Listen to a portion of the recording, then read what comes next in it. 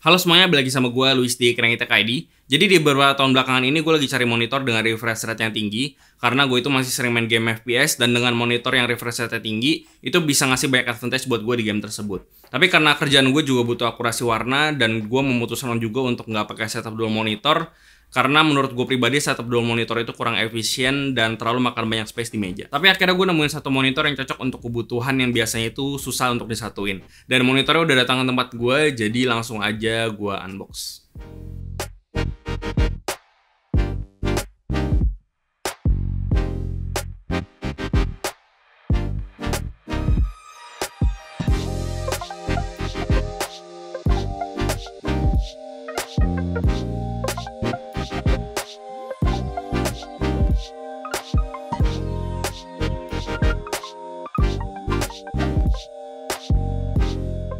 Monitor ini adalah BenQ EX2780Q.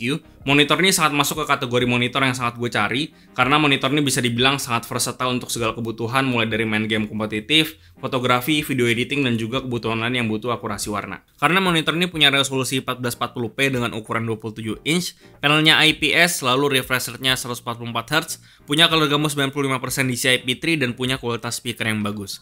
Jadi dengan spesifikasi yang bisa dibilang udah cukup lengkap untuk segala kebutuhan, monitor ini punya harga yang cukup masuk akal menurut gue, yaitu di 8 jutaan. Untuk desainnya sendiri, monitor ini punya desain yang cukup beda dengan monitor BenQ yang sebelumnya itu pernah gue review. Kali ini menurut gue tampil lebih fresh dengan tampilan yang cukup minimalis menurut gue, udah bezel-less juga, cuma di bagian bawahnya aja yang ada dagu, karena monitor ini punya satu fitur yang namanya HDRI yang berguna untuk mata kalian yang nanti akan gue jelasin lebih lanjut. Monitor ini punya 2 HDMI port, 1 display port, lalu USB Type-C kalau laptop atau VGA card kalian punya port Type-C juga, dan headphone jack. Dan di paket pemilihannya ini kita ada dapat satu kabel HDMI, satu kabel USB Type-C, dan seperti biasa kabel power. Lalu di bagian belakang stand dari monitor ini ada kabel manajemennya juga, yang menurut gue sangat efisien banget, karena kabelnya itu jadi sama sekali nggak kelihatan di meja. Dan standnya menurut gue udah sangat balance, jadi udah bagus untuk nopang keseluruhan berat dari monitornya. Di sini gue sangat senang karena di monitornya kita ada dapat remote, dan remote ini bisa kita pakai untuk kontrol semua menu on-screen display dari monitornya tanpa harus tekan tombol yang ada di belakang. Tapi kalau kalian tetap mau pakai button yang ada di belakang monitor, itu tetap bisa. Cuman menurut gue pribadi, remote-nya ini sangat membantu banget, karena jadinya gue nggak perlu mencoba ngegapai button yang ada di belakang monitor itu. Dan kita juga ada dikasih tempat untuk taruh remote-nya yang dari bahan karet ini, jadi bisa ditaruh di bawah monitornya. Dan menurut gue hal ini patut untuk diapresiasi. Biasanya itu gue sangat jarang atau bahkan nyaris nggak pernah untuk ngebahas kualitas speaker dari monitor, karena biasanya itu punya kualitas yang buruk atau bahkan cenderung cuman asal ada aja. Tapi ternyata di sini BenQ cukup niat di sisi speakernya. Untuk speakernya mereka sekarang didesain oleh Trevolo, yang sekarang itu adalah bagian dari BenQ juga di sektor speakernya. Dan speaker dari monitor ini punya konfigurasi 2.1, jadi ada 2 speaker 2 watt di bagian depan, dan di bagian belakang itu ada subwoofer 5 watt. Dan kualitasnya menurut gue bisa dibilang udah cukup oke untuk sebuah speaker yang ada di monitor.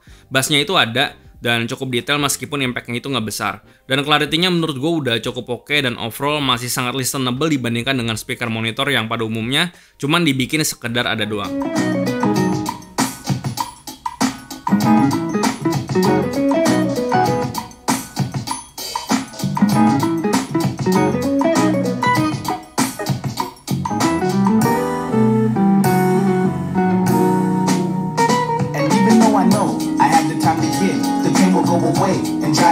I chose to love you more, cause heart breaks my flame. That girl that came before you was never my thing. And even if I could, this fabricated version of reality is thin. Ties like dreams, they disappear. I thought they are for real.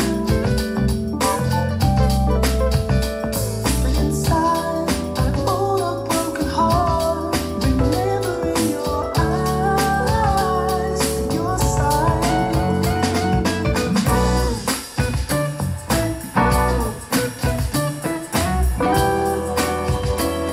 Nah, untuk spesifikasi lebih lengkapnya soal monitor ini, tadi gue udah sempat bilang kalau monitor ini berukuran 27 inch dengan resolusi 1440p, panelnya IPS, refresh rate-nya 144Hz, native contrast ratio-nya 1000:1, sementara dynamic contrast ratio-nya itu 20 juta banding 1. Lalu monitor ini juga udah certified HDR 400, HDR-nya mungkin memang bukan yang terbaik, tapi kalau pemakaian kalian cuma sekedar main game atau nonton konten HDR, gue rasa HDR-nya nggak masalah selama kalian bukan bikin konten HDR. Tapi di sini BenQ punya fitur HDR mereka sendiri yang mereka sebut dengan HDRI atau singkatnya High Dynamic Range Intelligence. Jadi yang mereka lakuin di sini adalah mereka nge-adjust color temperature, kontras, dan brightness-nya tergantung dari kondisi pencahayaan di ruangan kalian melalui sensor yang ada di dagu dari monitor ini. Di sini ada dua profil HDRI, yaitu Game HDRI dan juga Cinema HDRI. Dan dari yang gue coba sih ini cukup ngebantu, karena basically HDRI itu nge-enhance contrast dan brightness. Jadi kalau misalkan di kondisi yang gelap itu, mata kita dipaksa untuk ngeliat cahaya yang terang banget. Tapi dengan HDRI ini jadi cukup membantu karena dia bisa nge-adjust sendiri si contrast dan brightness supaya mata kita itu jadi lebih nggak capek dan juga jadi lebih aman. Tapi kalian nggak perlu khawatir karena di monitor ini ada profil HDR biasa atau display HDR. Cuman gue pribadi prefer pakai fitur HDRI ini aja karena warnanya menurut gue lebih vibrant dan nggak terlalu oversaturated kayak display HDR biasa. Untuk fitur gamingnya, monitor ini punya yang namanya Black Equalizer. Fitur ini sepertinya udah biasa ada di monitor BenQ, yang fungsinya itu supaya waktu kita lagi main game, area yang kelihatan gelap itu biasanya akan bikin posisi musuh jadi kurang kelihatan. Jadi dengan fitur ini kita nggak perlu naikin brightness dari monitor kita, dan jadinya nggak perlu bikin jadi slow dulu supaya bisa ngeliat area yang gelap. Selain itu di monitor ini kalian bisa pilih 3 game profile di opsi color profile OSD-nya.